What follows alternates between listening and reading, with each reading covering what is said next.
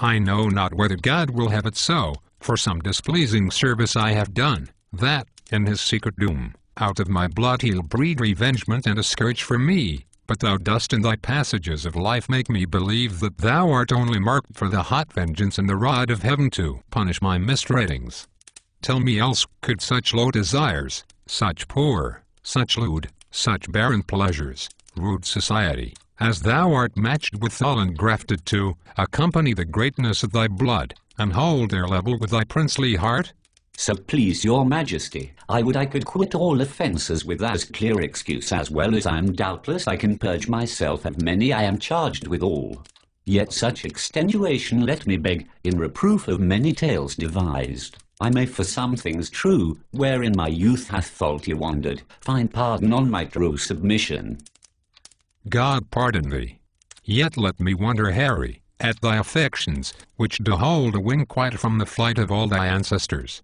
Thy place in council thou hast rudely lost, which by thy younger brother is supplied, and art almost an alien to the hearts of all the court and princes of my blood. The hope and expectation of thy time is ruined, and the soul of every man prophetically doth foresee thy fall. Had I so lavish of my presence been, opinion, that did help me to the crown, had still kept loyal to possession and left me in reputeless banishment, a fellow of no mark nor likelihood. By being seldom seen, I was wondered at, that men would tell their children, this is he, others would say, where, which is Bolingbroke? And then I stole all courtesy from heaven, and dressed myself in such humility that I did pluck allegiance from men's hearts, even in the presence of the crowned king. Thus did I keep my presence, like a robe pontifical, never seen but wondered at. The skipping King Richard ambled up and down with shallow jesters, mingled his royalty with capering fools, had his great name profaned with their scorns, grew a companion to the common streets, and puffed himself to popularity, that, being daily swallowed by men's eyes, they surfeited with honey and began to loathe the taste of sweetness. When he had occasion to be seen, he was but as the cuckoo is in June, heard, not regarded, seen, but with such eyes as, second blunted with community, afford no extraordinary gaze. And in that very line, Harry, standest thou, for thou hast lost thy princely privilege with vile participation, not an eye save mine, which hath desired to see thee more, which now doth that I would not have it do blind itself with foolish tenderness. I shall hereafter, my thrice gracious lord, be more myself. For all the world as thou art to this hour was Richard when I returned home, as I was then as Percy now.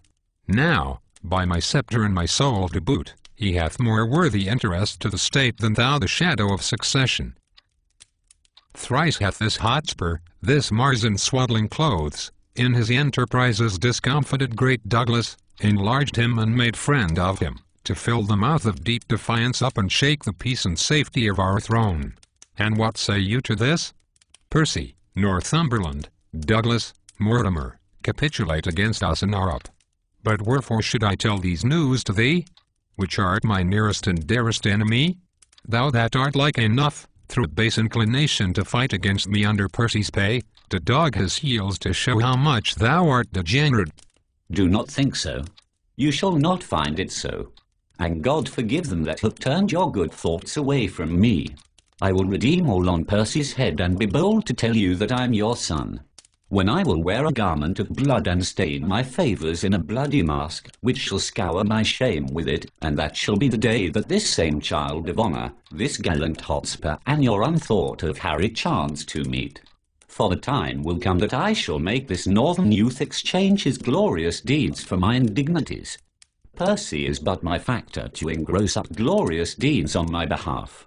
This, in the name of God, I promise here, the which if he be pleased I shall perform, if not, the end of life cancels all bonds, and I will die 100,000 deaths ere break the smallest parcel of this vow.